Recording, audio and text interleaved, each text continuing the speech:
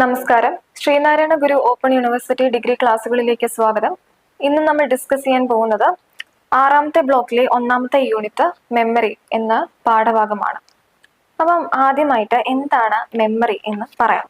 Memory എന്ന് പറയുന്നത് നമ്മൾ ഒരു കാര്യം, ഒരു എൻവിറോൺമെന്റിൽ നിന്നൊരു ഇൻഫർമേഷൻ കിട്ടി, അത് സ്റ്റോർ ചെയ്ത് പ്രോസസ്സ് ചെയ്ത് അത് ആവശ്യമുള്ള സമയത്ത് നമ്മളത് റിട്ടൻഷൻ ചെയ്തെടുക്കുന്ന ഒരു പ്രോസസ്സിനെയാണ് മെമ്മറി എന്ന് പറയുന്നത്. അതായത് memory is the means by which we draw on our past experiences in order to use this information in the present.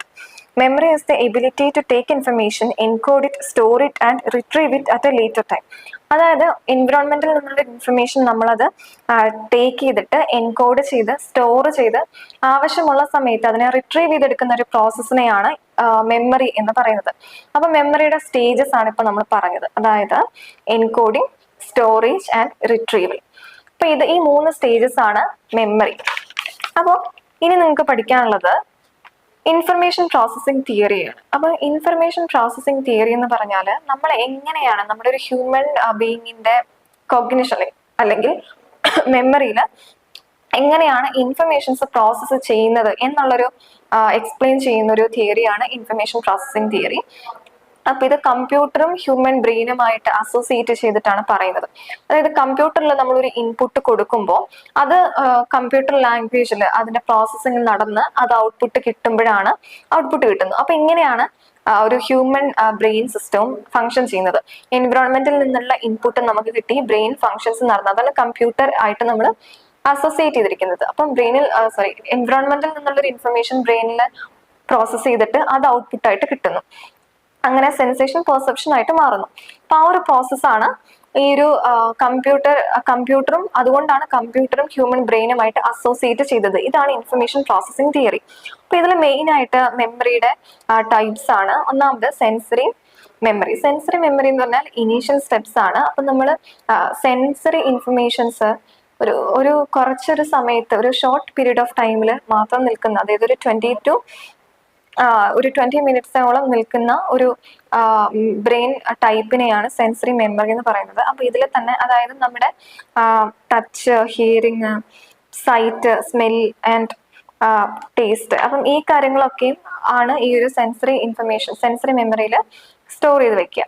അപ്പം ഇതിൽ തന്നെ 3 ടൈപ്സ് ആണ് ഉള്ളത്. ഒന്ന് ഐക്കോണിക്, അതായത് വിഷ്വലി നമുക്ക് ഉള്ള ഇൻഫർമേഷൻസ് എൻകോഡ് ചെയ്ത് സ്റ്റോർ ചെയ്ത് വെക്കുന്ന ഒരു ടൈപ്പ് ഓഫ് മെമ്മറിയാണ് ഐക്കോണിക്. ഇക്കോയിക് എന്ന് പറഞ്ഞാൽ ഓഡിറ്ററി ഇൻഫർമേഷൻ പ്രോസസ്സിംഗ് ചെയ്യുന്ന ഒരു മെമ്മറി ടൈപ്പ് ആണ്. ഹാപ്റ്റിക് എന്ന് പറഞ്ഞാൽ ടച്ചിങ്, നമ്മുടെ പെയിൻ ആണെങ്കിലും നമ്മൾ ഒരാൾ ടച്ച് ചെയ്യുമ്പോഴും ആ ഒരു ഇൻഫർമേഷൻ സ്റ്റോർ ചെയ്യുന്നതിനെയാണ് ഹാപ്റ്റിക് മെമ്മറി എന്ന് പറയുന്നത്. അടുത്ത ഒരു ടൈപ്പ് ഓഫ് മെമ്മറിയാണ് ഷോർട്ട് ടേം മെമ്മറി. അതായത് ഒരു ഇൻഫർമേഷന് ഒരു ഷോർട്ട് പീരീഡ് ഓഫ് ടൈം, ഒരു 20 to 30 സെക്കൻഡ്സ് മാത്രം സ്റ്റോർ ചെയ്ത് വെക്കാൻ പറ്റുന്ന ഒരു മെമ്മറി ടൈപ്പിനെയാണ് ഷോർട്ട് ടേം മെമ്മറി എന്ന് പറയുന്നത്. ഇതിനെ പ്രൈമറി അല്ലെങ്കിൽ active memory, working memory, episodic memory, immediate memory എന്നൊക്കെയും ഈ ഒരു ഷോർട്ട് ടേം മെമ്മറിയെ പറയുന്നു. അപ്പൊ വർക്കിംഗ് മെമ്മറി എന്തായിരുന്നു? നമ്മളൊരു കാര്യം വായിക്കുകയാണെങ്കിൽ വായിക്കുന്ന സമയത്ത് നമ്മുടെ മെമ്മറിയിൽ സ്റ്റോർ ചെയ്ത് വെക്കുന്നതിനെയാണ് വർക്കിംഗ് മെമ്മറി എന്ന് പറയുന്നത്. അപ്പൊ അതുകൊണ്ടാണ് വർക്കിംഗ് മെമ്മറിയെയും ഷോർട്ട് ടേം മെമ്മറിയും ഒന്നായിട്ട് പറയുന്നത്. അതായത് വർക്കിംഗ് മെമ്മറി എന്ന് പറയുന്നത് എന്താ, നമ്മൾ വായിച്ചുകൊണ്ടിരിക്കുന്ന സമയത്ത് നമ്മുടെ മെമ്മറിയിൽ സ്റ്റോർ ചെയ്ത് വെക്കുന്ന ഇൻഫർമേഷൻസ് ആണ്. അപ്പം അതൊരു 20 to 30 സെക്കൻഡ്സ് മാത്രമേ ഉണ്ടാവും. പിന്നെ അത് ലോങ് ടേം മെമ്മറിയിലേക്ക് എത്തണമെങ്കിലോ റിഹേഴ്സൽ ചെയ്യണം, അല്ലെങ്കിൽ ഒരുപാട് റിപ്പീറ്റഡ് ആയിട്ടാണ് നമ്മൾ ഇൻഡെപ്ത് ആയിട്ട് പഠിക്കുമ്പോൾ മാത്രമേ അത് ലോങ് ടേം മെമ്മറിയിലേക്ക് എത്തത്തുള്ളൂ. അപ്പൊ അതാണ് ഷോർട്ട് ടേം മെമ്മറി. ഇനി ലോങ് ടേം മെമ്മറിയാണ് പറയുന്നത്. അത് അൺലിമിറ്റഡ് എമൗണ്ട് അതായത് അൺലിമിറ്റഡ് കപ്പാസിറ്റിയാണ് ലോങ് ടേം മെമ്മറിക്ക് ഉള്ളത്. ഒരു ഇൻഫർമേഷൻസ് ഒരു ലോങ്ങർ പീരീഡ് ഓഫ് ടൈമിൽ സ്റ്റോർ ചെയ്ത് വെക്കുന്നതിനെയാണ് ലോങ് ടേം മെമ്മറി എന്ന് പറയുന്നത്.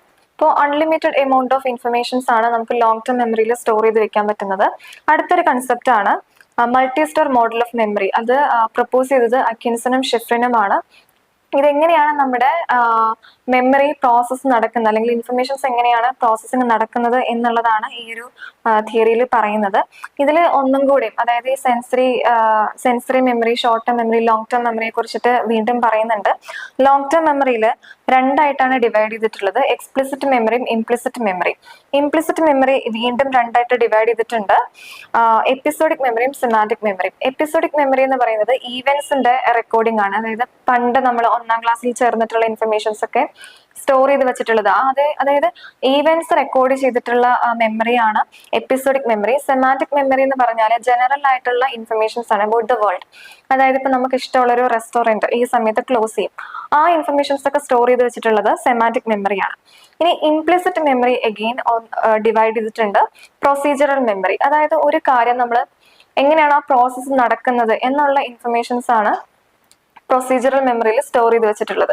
അതായത് ഒരു എക്സാമ്പിൾ പറഞ്ഞാൽ സൈക്കിൾ എങ്ങനെ നമുക്ക് ഓടിക്കാം, ആ കാര്യങ്ങളൊക്കെ പ്രോസസ്സൊക്കെ നമ്മൾ എൻകോഡ് ചെയ്ത് വെച്ചിട്ടുള്ളത് ഈ ഒരു പ്രൊസീജറൽ മെമ്മറിയിലാണ്.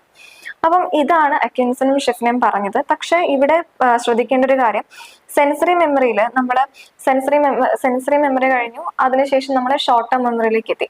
ഇനി ഷോർട്ട് ടേം മെമ്മറിയിൽ നിന്ന് ലോങ് ടേം മെമ്മറിയിലേക്ക് എത്തണമെങ്കിൽ ഇവിടെ നമ്മൾ റിഹേഴ്സ് ചെയ്യണം. കാര്യങ്ങൾ റിഹേഴ്സൽ ചെയ്യുകയോ അല്ലെങ്കിൽ ഇൻഡെപ്ത് ആയിട്ട് ഒരു ഇൻഫർമേഷൻ നമ്മൾ പഠിച്ചു കഴിയുമ്പോഴോ മാത്രമാണ് സെൻസറി മെമ്മറിയിൽ നിന്ന് ഷോർട്ട് ടേം മെമ്മറിയിലേക്ക് എത്തുന്നത്. ഇനി ഷോർട്ട് ടേം മെമ്മറിയിൽ അത് സ്റ്റോർ ചെയ്ത് വെക്കണമെങ്കിൽ അത് നമ്മൾ വീണ്ടും റിഹേഴ്സ് ചെയ്യണം. അല്ലെങ്കിൽ നടക്കുന്ന ഒരു പ്രോസസ്സിനെയാണ് ഫർഗെറ്റിംഗ് എന്ന് പറയുന്നത്. അതായത് നമ്മൾ ഓൾറെഡി എൻകോഡ് ചെയ്ത് സ്റ്റോർ ചെയ്ത ഇൻഫർമേഷൻസ് വീണ്ടും നമ്മൾ അതിന് ഓർമ്മ പുതുക്കിയില്ല എങ്കിൽ നടക്കുന്ന ഒരു പ്രോസസ്സിനെയാണ് ഫർഗെറ്റിംഗ് എന്ന് പറയുന്നത്. അപ്പം ഈ ഒരു ചാപ്റ്ററിൽ നമ്മൾ പഠിച്ചത് എന്താണ് മെമ്മറി എന്നും മെമ്മറിയുടെ സ്റ്റേജസ് പറഞ്ഞു, ഇൻഫർമേഷൻ പ്രോസസ്സിംഗ് മോഡൽ പറഞ്ഞു, അറ്റ്കിൻസൺ ഷിഫ്രിൻ മോഡലും പറഞ്ഞു. അപ്പൊ ഇത്രയും കാര്യങ്ങൾ മനസ്സിലായി എന്ന് വിചാരിക്കുന്നു. Thank you.